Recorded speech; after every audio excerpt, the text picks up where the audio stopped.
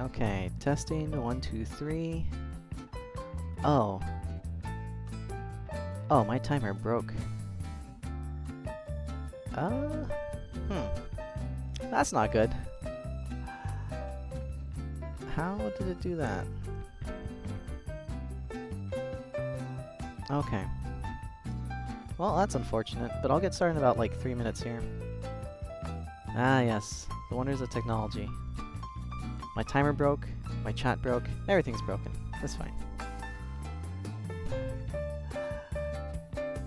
Let's see.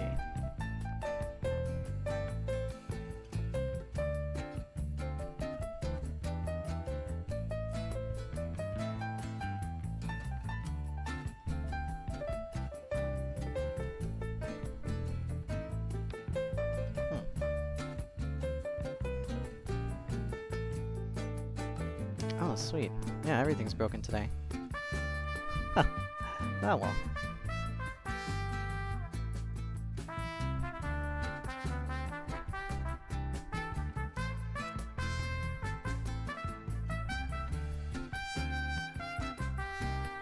Okay, gotta close all this.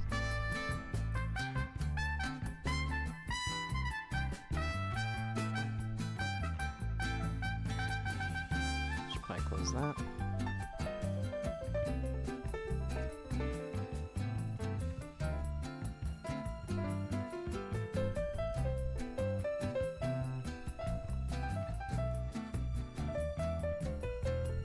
Yeah, so unfortunately, the plugin I use for my timer is not working and somehow got set to 3 hours. That's not right. Set to 3 minutes. And my chat thing on OBS is broken. So I'll have to figure this out later. This stuff happens. But right now, I'm just trying to get things ready for today's lesson. So if you'll just bear with me, we still have about, what is it? Like a minute and a half to go.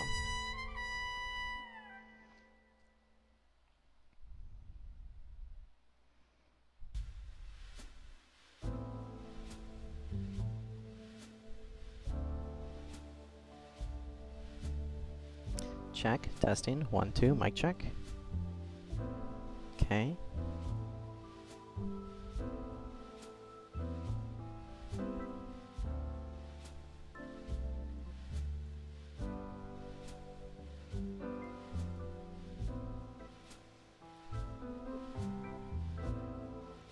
Close that. Close that.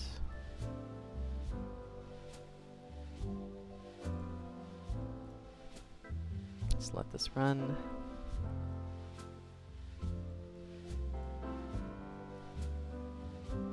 Yeah, I apologize if there's also some flickering. I'll have to figure that out as well. Okay, here we go. Can I move over to this thing? Yeah! Hey, we're live. Alright, cool. Ah, almost in time. Oh no, please don't flicker. Vtutoring live. Alright, so today's lesson is actually going to be a bit of a different one because I think I'm getting to the habit of this making lesson plans and trying to figure out, okay, what could be interesting and is math related that I could do. And so today we're going to talk about a very interesting subject, unless of course, you know, someone wants to come by. In fact, let me put that Vtutoring live if you want to. So if anyone wants actual tutoring for their math class or anything like that, they of course would get precedence over whatever it is I'm doing at the moment. So that's kind of the point. But until then, we'll talk about the interesting subject about interest. Yeah. In a money numbers way. Math Math money. INTEREST. Alright. So, I could give the textbook definition of interest. However, this isn't a class. You're not going to be quizzed on this. So I'll, instead of just, going straight to that, let's kind of talk about what it does in a nutshell. And what interest does in a nutshell is that it is a way for money, there we go, to make more money. That's kind of how it works. And the way it makes more money is that, say for example, and let's put money aside, because maybe money is a bit of a, kind of jumping the gun subject. Let's say for example, if I have a Game Boy, right? I have a Game Boy, and I give it to a friend to borrow, right? I said, hey, this is my Game Boy, this is my thing, I own it. I'm just gonna let you borrow it. Alright, cool. And then they bring it back, right? That's just sharing, right? That's fine. But what if I said, hey, here's my Game Boy, but when you give it back, you can hold on to it for a period of a year, and then you would also need to give me, you need to buy a game, and then give it to me, right? Now, maybe they might say, oh, that's not as good of a deal, but, I mean, I get to hold on to it for a whole year, so I don't know, maybe I'll just buy a cheap used game, right? Something like that. And so, the way interest works is that, let's say you have a source of money, and this would typically be the bank, right? So, let's pretend we're a bank, would have money, and they would lend it to someone with conditions. Typically, the condition is that, sure, just bring back the money to us at a certain specified time or period of time, and then also when you give us back the money, you're gonna give us a little bit of your money too. So you're not just getting free money, you're going to give us, we'll give you a lot. Actually, can I do it like this? Can I shrink this? No, I cannot.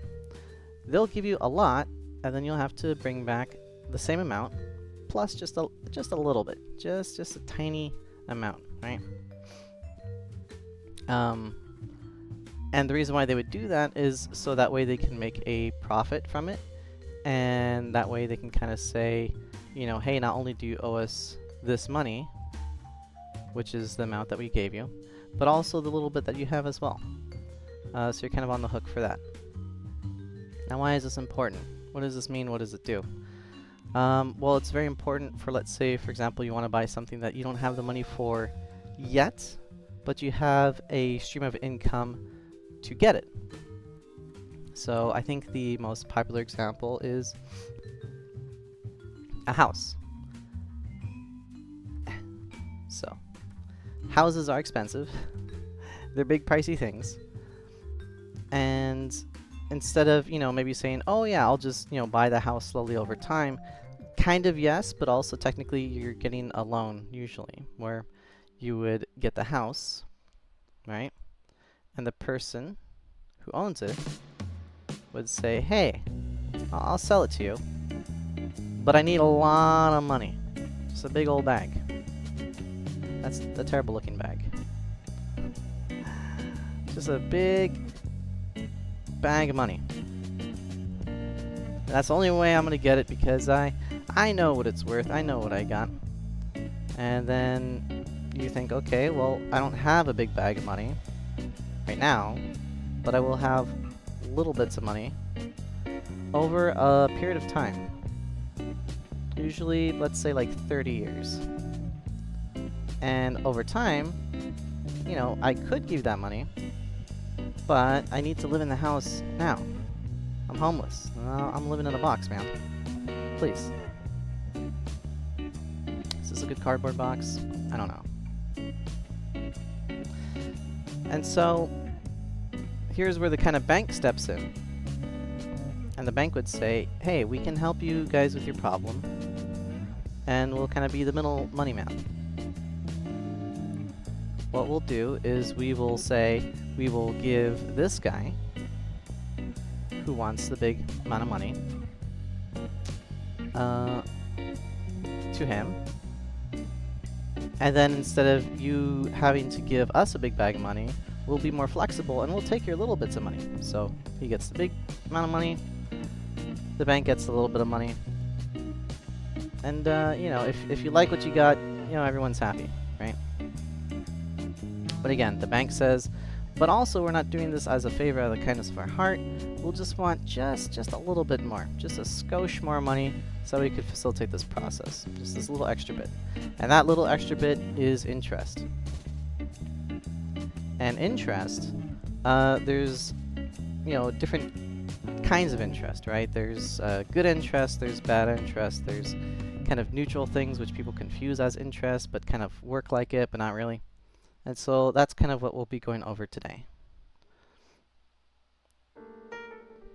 So, you know, I shouldn't be erasing this. I'll just scoot over. I'll keep that much. Alright. So, erase. Over here, let's go over some of the good interest, right? Things in which interest can actually help you instead of, you know, maybe you owe someone else money, or sorry, yeah, instead of you owing someone else money and have to give them just a little bit, it's actually, you're the one with the money, and then they give you just a little bit, you know, over time. I think the most common interest that people might recognize is a savings account.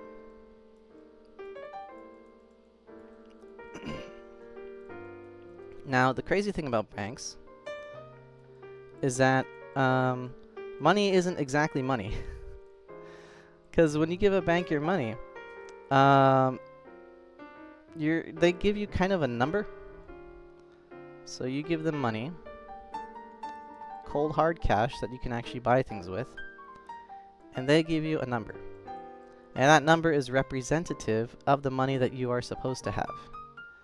But it is not always exactly that money, because what they do with your money, they say, alright, cool, would you like to put it into a savings account? And you would say, yeah, sure, why not? I like to save money. It'd be like a piggy bank. So then you would think, okay, the traditional way is you'd have a little piggy bank,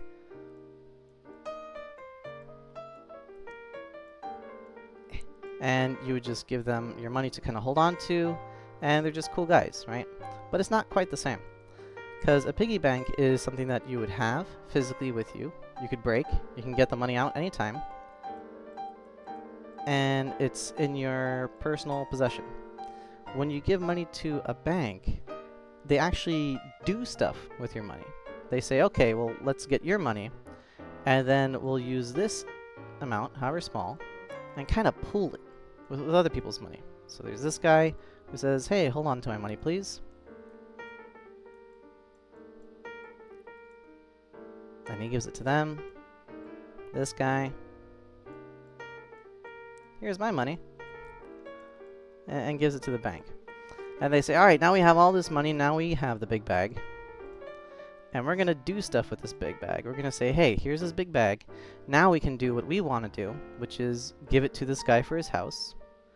And then say, hey, now you other guys, you can give us money for, whatchamacallit? Oh my gosh, sorry. I'm trying to think. Alright, so they use the money, and this is something called fractional reserves. Kind of. That's just basically a term where they only need to keep a certain amount. So they don't need to keep the whole amount. They only keep like a tiny amount in the actual bank at all times. A minimum amount, really. And then with the rest of it, they can just kind of play with it. And they say, hey, alright, we're going to do this loan service, and then now we get a house in our possession, and then this guy's paying us money, these people are giving us money, it's just all money rolling everywhere, right? Fine. Now, again, this might sound bad, but it's not really, because this money is insured. And what this means is, let's say, for example, the banks, there's only one bank, and it catches on fire, and they had all the physical money there, and it all burns up, right? What happens? Everyone just has numbers now. Where's their actual money? Where's their dollars? What if they need to go buy gas, right? What if they need to, I don't know, buy something that requires cash? Then what would happen is that the bigger bank, kind of the government, would step in and say, hey, that's bad, but we don't want the people to get hurt, so we'll just give them, you know, whatever they had, up to a certain amount, right? So maybe not all of it, but up to a certain amount. And I think it's something like, I have to look it up. I could be wrong, but it's in the tens of thousands. I'm pretty sure, maybe like $50,000, just some ridiculous amount that probably no one would actually keep in their bank account. You know, just way above. And that's again in an event emergency. Now, why does this have to do with interest? What does this have to do with savings account? Well, when you do a savings account and you give the bank your little bit of money, no, not all this.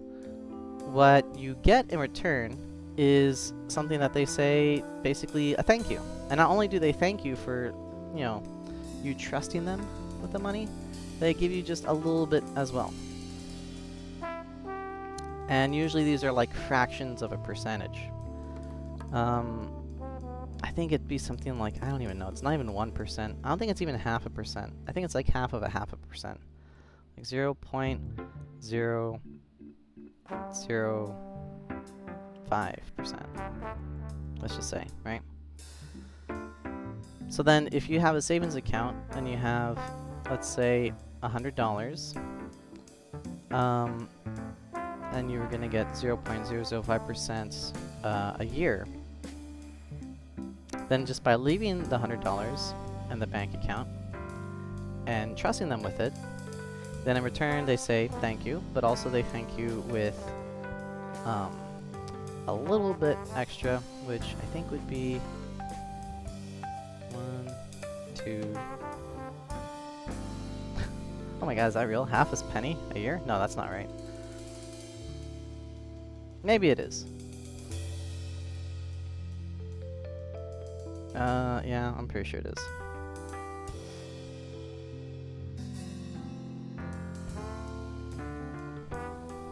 Yep, you get half a penny a year. So let's bump this up to 1,000. And then for every $1,000 that you have in this bank account with this interest rate, and this is the interest rate, right? This percentage right here.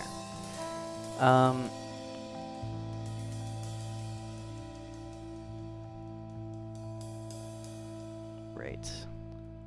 Then for every $1,000 you have in the bank for a year, then you get one kind of free dollar. And it's not really a free dollar. It's $1 from the shenanigans that they do of collecting other people's money.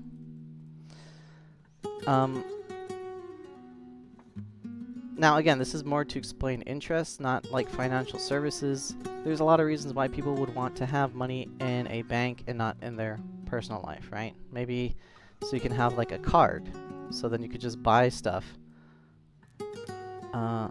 What's a good looking card? Visa, right? Well, it's not, it's a good looking card. So say for example they give you like a Visa, and then you're able to use that to buy stuff using the numbers that they give you. It's not really the money, but the number, which is representative of money. And then you could do that without having to carry a big sack of cash with you all the time. Or, even worse, you know, a big sack of change, which is bulging everywhere and jingling all over the place. Another thing about a savings account is that there's more than just one type, because here is just kind of a general savings account where maybe you're earning like fractions of a penny per year. It doesn't seem that big of a deal. You know, why even bother, right? Why not just keep everything in a checking account?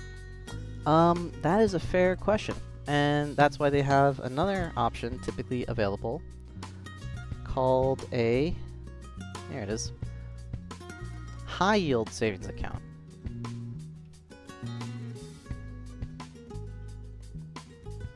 And there's a difference. Wait,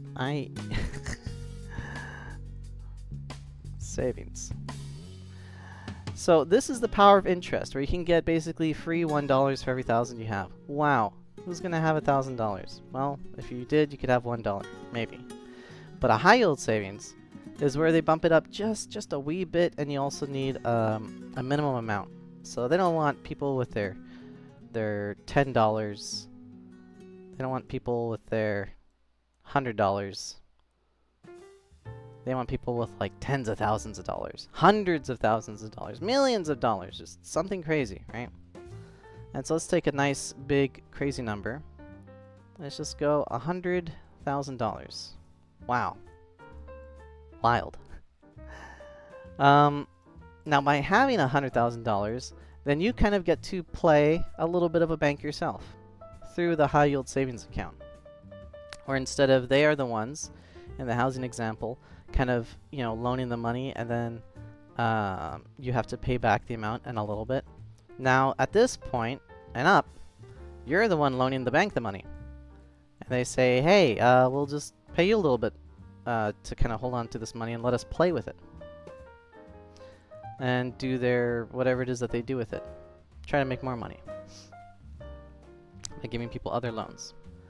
And we'll get to that later. So for a high yield savings account, the interest rate kind of bumps up, but it also has these weird caps. So let's say, for example, instead of 0.005, they might have 0.05. Wow, that'd be great. That's a fantastic interest rate number per year. But then that's only for like maybe the first, I don't know, 50,000, right? So up to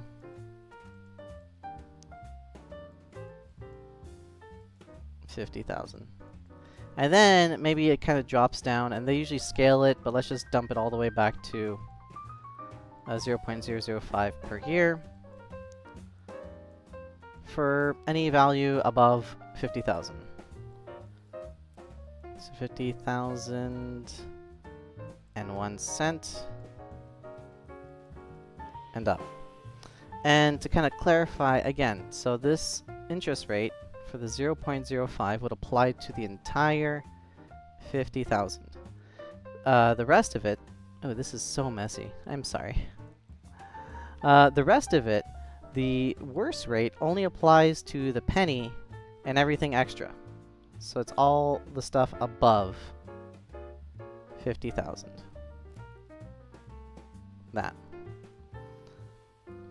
So in this example with $100,000, again, this might not seem like, oh, okay, why do I have to know this? I'm never going to have $100,000. Because I'm trying to provide it as a contrast to other options for interest, as well as maybe later on talk about bad interest, things that can kind of get you in a hole, like loans and especially credit cards. And then also, you know, other things that aren't interest. But so please bear with me. I'll try to go through this part quick, because I know it's not relevant for a lot of people, myself included. Alright, so for the first $50,000, you're getting it at 0.05%. And then for the next $50,000, you're getting at 0.005%. And this is per year, so not per day. You gotta wait a whole year. Alright, and because I'm a little sick and lazy, I'm just gonna use a calculator. Let's see. Times 0.05. Nah, that's not right. That's a percent. Sorry. I think I'm doing this a little bit wrong. 0.05. So usually for these caps, they only have it up to like the first 10,000, not 50. So it's going to give kind of a distorted number, okay? Sorry about that, I forgot my mute button.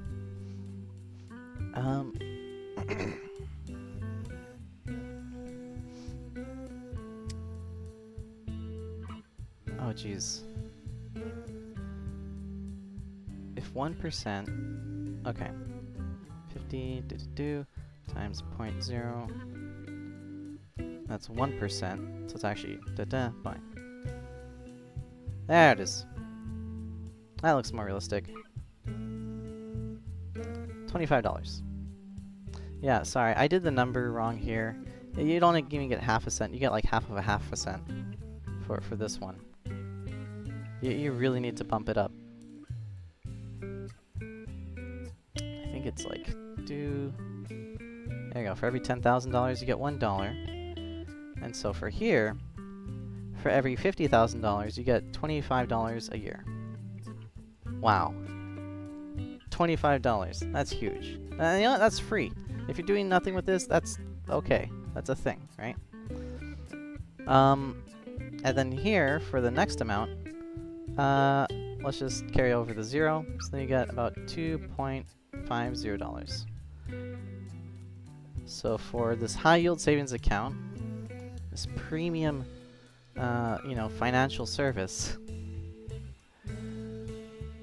you might get $27 and not that, 50 cents per year for $100,000. Wow, cool. Alright. Now again, these are very, very small percentages, but you could see that, you know, you got to go big, and with the small percentage, it's still a decent number, right? It's not half a penny. Even with this outrageous number, you're actually getting real cash. This is, you know, fast food money. This is beer money. Well, maybe not beer. That's unhealthy. But so is fast food. Okay. And this is one of the, I guess, least productive, but still technically good interest. Ways to get interest. Another one, and hope I'm not mistaken, are bonds. And a bond is, instead of loaning money to a bank through a savings account to say, hey, you guys can play with it, a bond is where you loan. And also, here's the thing, right? If you put it in this high yield savings account, then there could be issues where if you withdraw your money early after a certain period, if it's below a certain threshold, so you would get penalized and charged money if it's under a certain threshold. So it's kind of right? And for a savings account, you know, at least you could withdraw that money a lot. They might have just like a really small minimum amount. And it also has extra features where maybe if there's a checking account that you have and you forget to put money from your savings into your checking, you charge something, then you get something, an overdraft fee. But that's still kind of okay because you're not totally screwed. You just get charged fees, right? You still have money to kind of work with. It's still there-ish. Bonds, it's gone. You officially gave that someone the Game Boy. You cannot touch it. You cannot look at it. It is stuck in their hands, forever glued to their face. And for this one, it's where you loan money to a big thing. Usually it's a government, right? So a state, or what's a funny looking state? I don't know if I'm drawing this right. That's a funny looking state, right? State. Or to, let's say, the federal government, right? If you're an American. And so when you loan this money to the government, then they say, okay, we're going to hold on to it. You can give us $100, and we'll basically give you a piece of paper, bond, that says it is worth $100, and in a period of time, it will mature into, let's say, $101.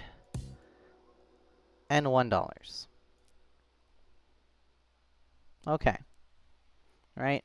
And sometimes the period that you can hold it off for would be anywhere between like a year to 10 years to, I think, 30 years. Like, it's a long time. They go by years, not by days, not by months, years. So you would, let's say, for example, have a bond for 5 years.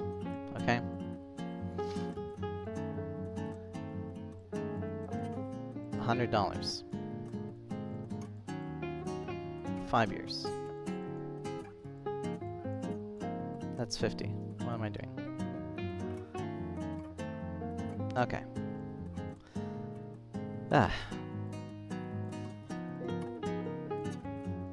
So then the government would hold on to that money and they would do stuff with it, right? They would play with it too, but instead of playing with money and making more money, they play with it and they do more physical things, right? Maybe they might build a school. Maybe they might build a waterway project. How do I draw a tunnel? That does not look like a tunnel. Let's just draw a waterfall.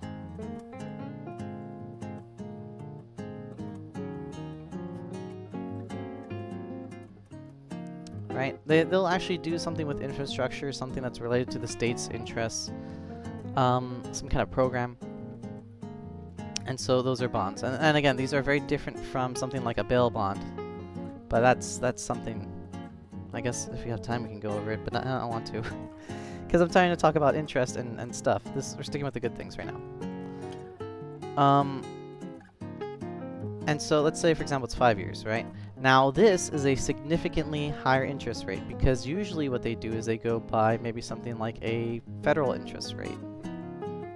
Usually, if it's the federal government, right? They would go with the federal interest rate. And that's not like a fraction of a penny.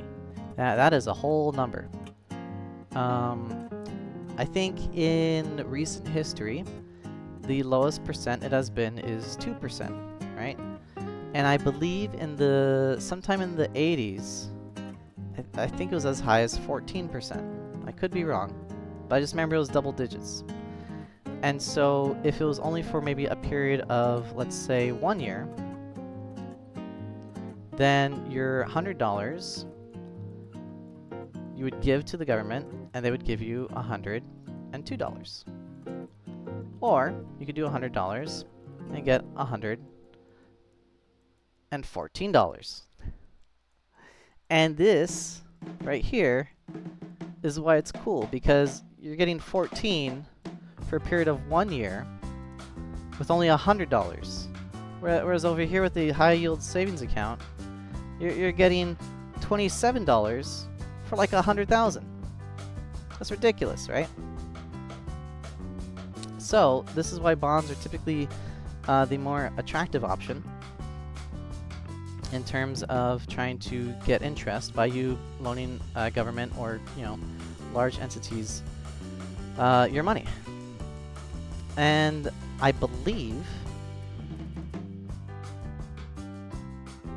sorry if my mic didn't work, I believe it compounds. And so just to make it a nice thing, let's stick with the 10%, right?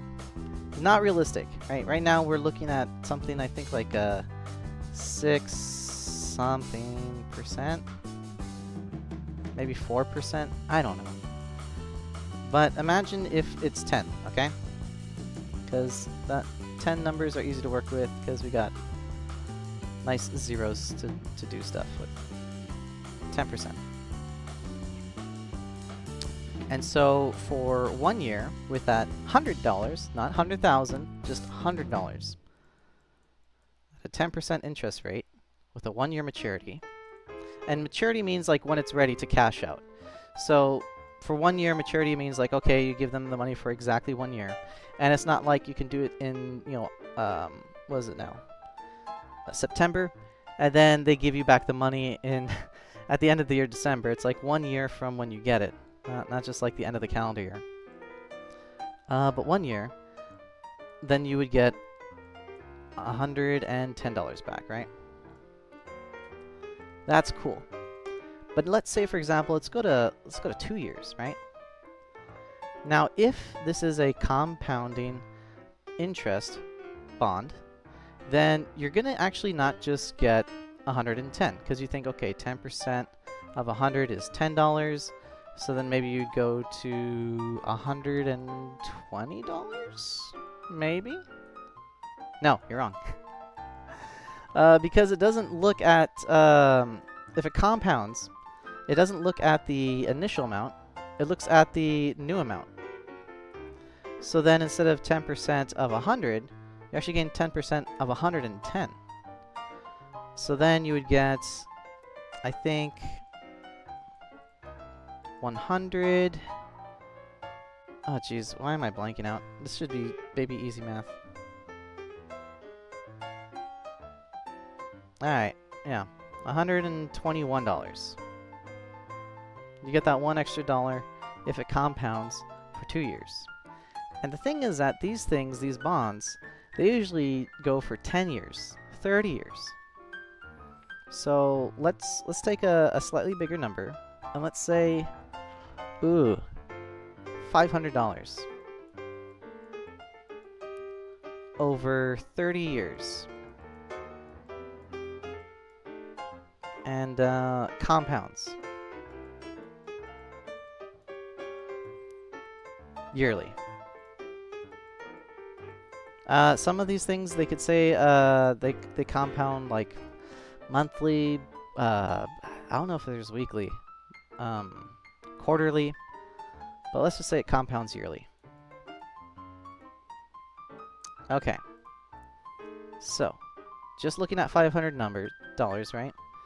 What do you guys think it would be after 30 years compounding at an interest rate of 10%? All right, try to beat me to the calculator on this one. So that's 1. Whoops. I know there's a formula and a function you could do it, but I'm just gonna be lazy. I'm just gonna brute force it. Brute force is when you do math kind of the easier way, but it's more simple. It might take a little bit more time. Might as well, right? Let's do 1, 2, 3, 4, 5, 6, 7, 8, 9, 10.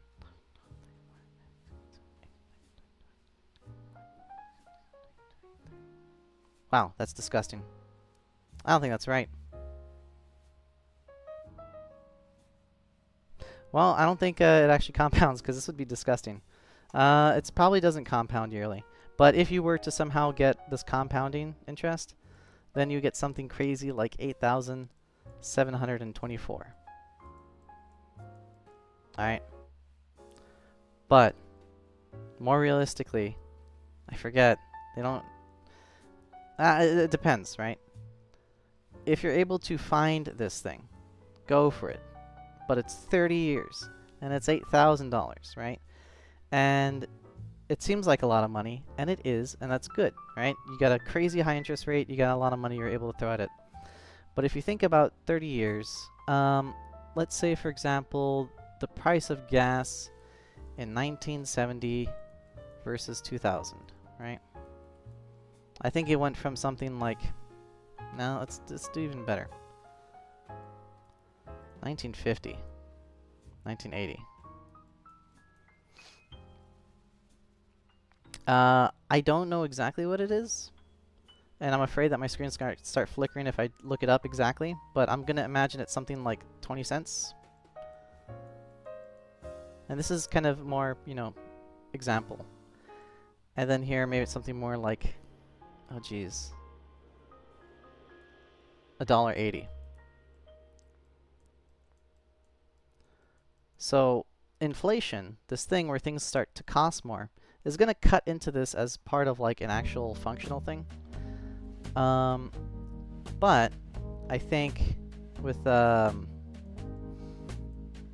it's still a pretty good deal. Again, if it compounds. If it does not compound, right? And it's just stuck at a fixed rate of 10% on the principal. The principal means like the initial amount of money. Let's see. 500 times 0.1 is 50. So you just do 50 times 30.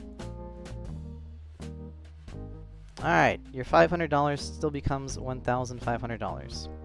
That's still a pretty darn good deal. Again, 30 years is a long time, but you just tripled your money by basically giving it to someone else. And it's not 100,000. It's only 500, which is still a lot, but you're able to make it work. Alright, now this compounding though Usually applies to other things. Usually applies to the bad kinds of interest. But if you can get it for the good kind of interest where you're getting more money back, that is fantastic. Absolutely. Go for it. Yeah, that'd be amazing. But if it's for the bad kind of interest, which I think we might have to save for next time as a part 2, then we'll do that later. I'll explain that. Okay, so savings account, good to use in a practical sense for actually using your money, even though it's just numbers. High yield savings account is okay, but only if you have a lot of money and you're literally not doing anything else with it. Bonds, better, something you can actually do with it. And here's something funky. Now this is money, right? And the way that money works, and interest specifically works, is that you use money to give to someone else so that they could do stuff with it. And then hopefully they get other people's money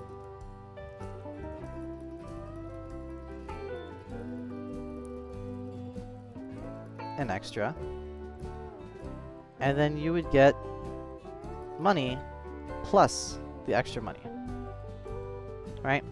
And so it's kind of a cycle of where you would use money to, you know, put it to work, give it to someone, they do something, hopefully it pays off. It doesn't always, right? Again, if the bank goes broke, at least the big daddy government's got you. If the bond are usually pretty good because that's been a long time. I don't think it's been a while since a state or a country has gone broke in the United States. Other countries have gone broke, but here it's pretty steady. And you're using money to cycle back, and this is kind of a money system, money loop.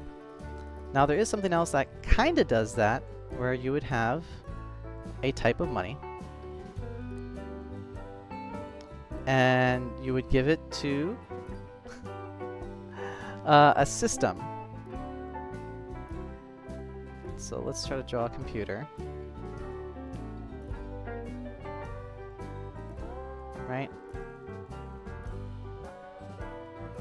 And then it does thing with that money.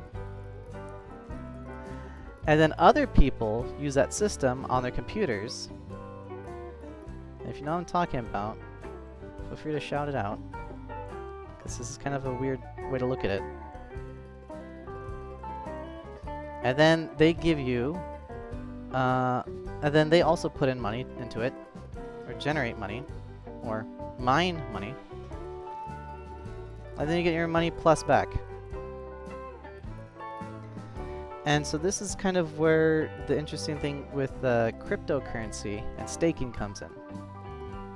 Now, it's in this way, in this very specific light, it kind of looks like a currency, right? It kind of looks like a loan. It kind of looks like you're getting interest. In the US currently, it is treated not as a currency, but as a... Oh, I forgot what it's called. It's like a stock. There's a specific name for it. But the point is that it's functionally the same, and but it's technically different, and also, you know, no. So let's say, for example, I put in money for question mark coin. Okay, I put it into a system, and then they have this thing where they do stuff. And again, I'm not trying to draw direct parallels, but it's kind of a black box as to what these question mark coins would do. But it does something, or maybe people buy more, they use it for service, they use it to read stuff, they use it to enforce some kind of tracking. And then more people get into it. And again, I know it kind of looks like a pyramid scheme. Sometimes it is. So be very careful. And then with these extra coins, you get that plus extra, and you lock it in. It's like a bond almost, even, where you give it to them and then you get a certain rate returned, right? But there's problems with this, and this is what really makes it different. First of all, this is a taxable event. So if you put in money into an interest account, you're making fractions of pennies. There's usually no taxes for that, right? Bonds, you're giving the government money. Oh shoot, I don't think there's taxes on it. I don't. But there's most definitely taxes on this event. There's taxes when you get this coin that is extra for whatever its current market value is. CMV. And then there's also a taxable event where when you cash it out for money. So if you turn that into tax. If you turn it to dollars, then that's also going to get taxed. So that's why it's not quite the same as these other ways to generate interest, especially not like a bond. Because this gets kind of double taxed. You have to pay money to get this. And also, the big thing is that interest is different from rate of return. Because what you have here is a mystery coin, right? Maybe when you put it into this system, it's worth $1. Okay? And then when you finally lock it in for, let's say, a year, with an incredible, okay, so you do one coin, right?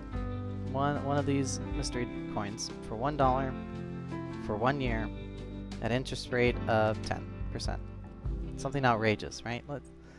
Just so the math is easier. It's usually something in the low like ones, like maybe like 2 or 4 lately, because it's still new technology and it hasn't hit the kind of high interest rates that the the terrible old days had.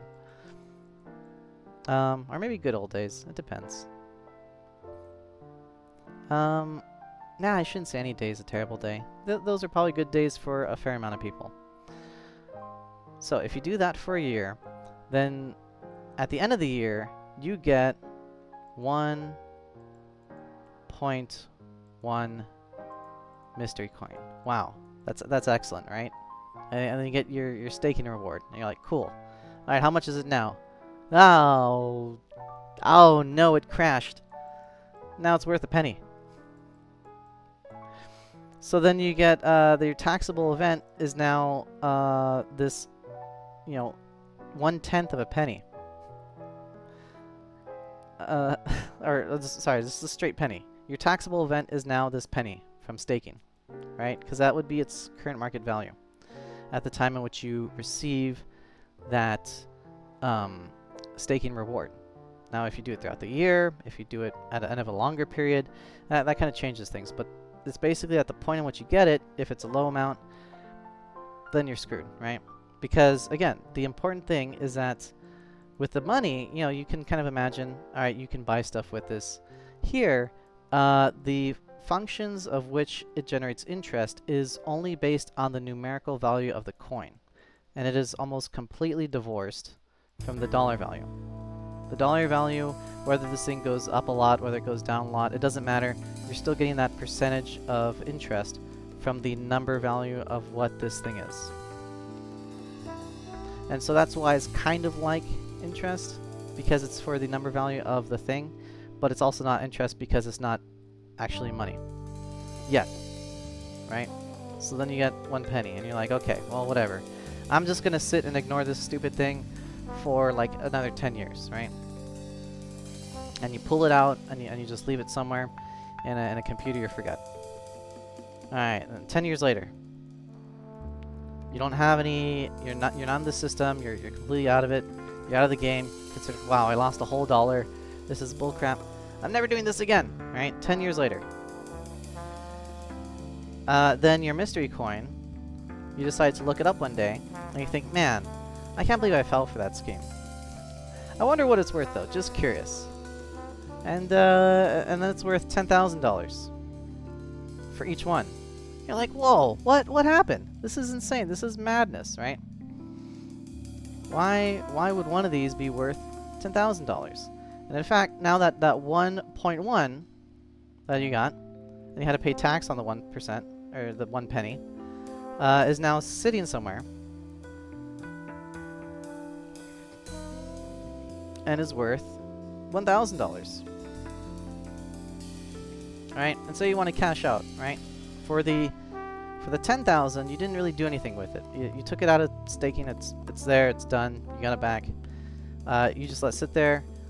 You can kind of get all this You're okay. With this, though, you have to pay taxes again.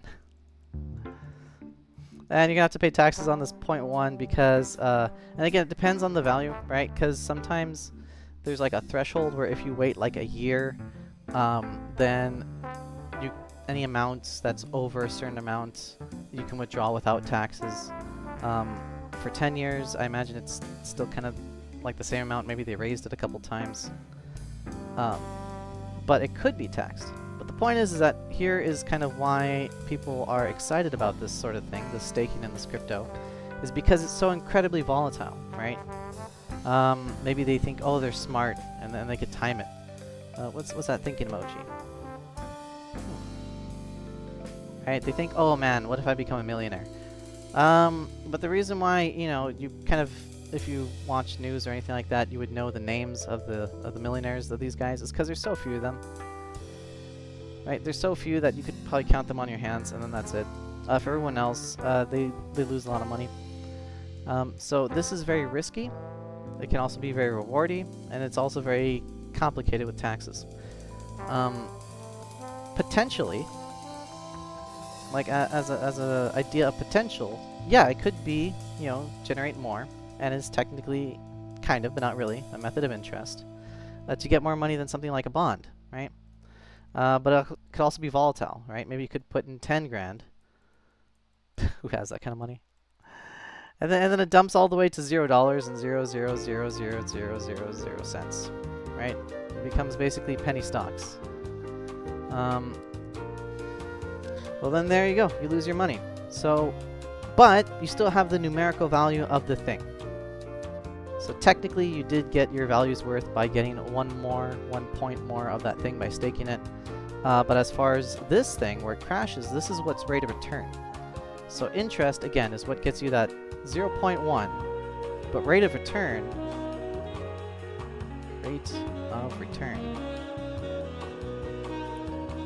is where it kind of crashes and goes to this tiny amount, or this ungodly amount. And that's kind of where the big money is. But I think we'll cover that another time when we go over something like other investing and retirement accounts.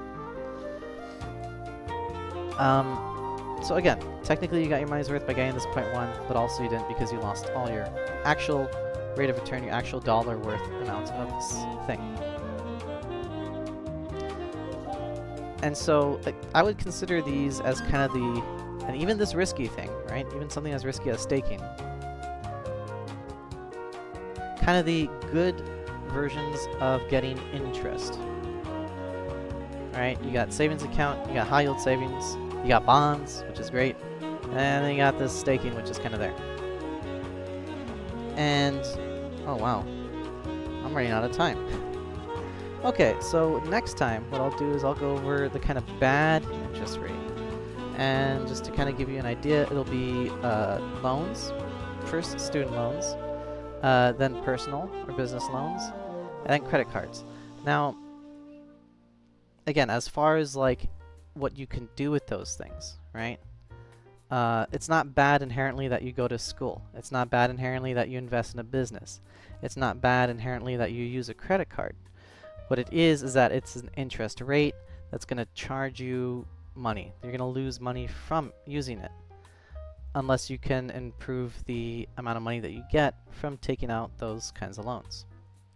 So, and even so, right? Even this good interest, this high yield savings account, maybe even bonds sometimes if the rate's really low, like 2%, they can be atrocious, right? These can be bad options for you to do when you could do other stuff with your money. But it is technically, I would consider it a good interest because it's a more positive. Maybe I should say positive. There's positive interest and there's negative interest. So this is positive interest, but it doesn't mean it's inherently good. It's just something that where interest works in your favor as part of getting more stuff for your stuff. And so I think I'll stop here for now. And next week I'll go over the technically not bad, but you know, the interest that's gonna cost you money. And then later on, hopefully during that one, but if not, maybe a third one, on something that's neutral. And that will be more about buy now, pay later, personal investing, retirement accounts, stuff like that, where it's technically not interest, but it can be confusing. But the main thing I want to get to is that compound interest, if you could ever find it, and if it's ever working in your favor, it's disgusting. It is so good. It is so good. Compound interest in your favor. And I think one example that maybe can illustrate this more lovingly is an Arabian Nights tale, where there's this man who said, I will do this hard labor for you. And I forgot the gist of the story. He said, I'll work for 1 grain of rice a day. And then every day, you just gotta double amount the grain of rice. That's it. He's like, wow. This guy said, okay, yeah. Well, look at this sucker. He's basically working for free. His big evil mustache. Does it look like a mustache? Not really. I should have drawn it more like the Pringles guy.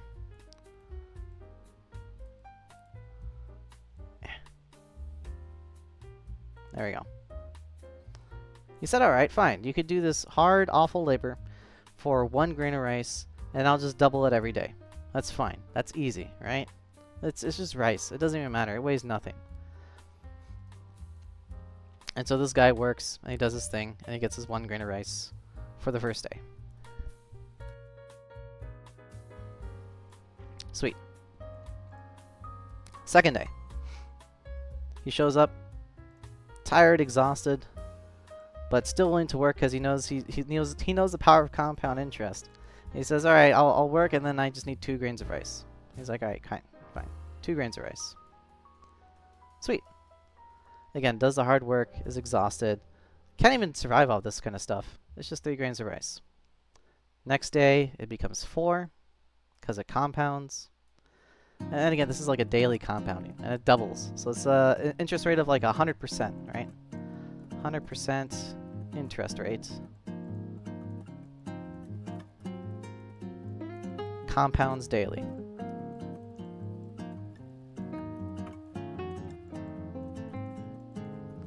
So then 4 becomes 8. And let's see if I could just do it this way. So 4 becomes 8. Becomes the next day 16. Next day becomes 32. Next day becomes 64. And this is only a few days, right? This isn't even a week. Or maybe it is a week. I forget. 1, 2, 3, 4, 5, 6, 7. It is a week. At a week, he's already earning 64 grains of rice per day, and it's going to keep doubling and doubling and doubling. And I think in less than like a month, this guy, he suddenly owns all the grains of rice in the world.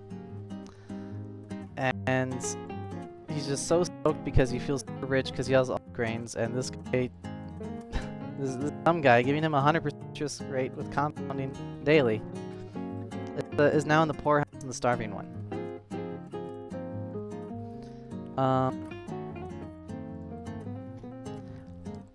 And so again, that's like kind of an ancient tale about compounding interest in like kind of a more silly way, but in a very real way. And that's kind of the power of it. So keep an eye on for that if you can ever find it and it works in your favor. Because again, next time we'll talk about compounding interest in a way that does not work in your favor. Alright, and I think that's it for today. And I'll see if I can get this thing to transition to the next outro. Please work. Ah, there we go. Alright. Does the timer work? No, it's still broken. Okay. Alright, I guess we'll try again next time. So yeah, thank you for watching, and I'll just let you all enjoy the music, and have a good night.